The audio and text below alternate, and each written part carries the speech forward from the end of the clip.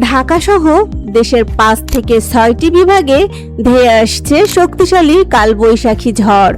আবহাওয়া অফিস জানিয়েছে, আগামী 24 ঘন্টার মধ্যে দেশের বিভিন্ন অঞ্চলে বজ্রসহ বৃষ্টি আর ঝোড়ো হাওয়া বয়ে যেতে পারে।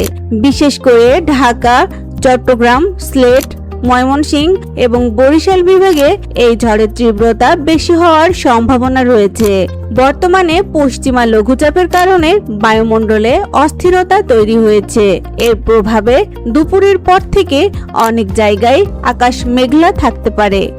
কোথাও কোথাও ঝোড়ো বাতাসের গতিবেগ ঘন্টায় 60 থেকে 80 কিলোমিটার পর্যন্ত হতে পারে। কালবৈশাখীর কারণে গরমের তীব্রতা কিছুটা কমলেও ঝড়ের সময় সাধারণ মানুষকে সাবধানে থাকার পরামর্শ দেওয়া হয়েছে। নদীবন্দরগুলোতে বিশেষ সতর্কতা সংকেত জারি করা হতে পারে।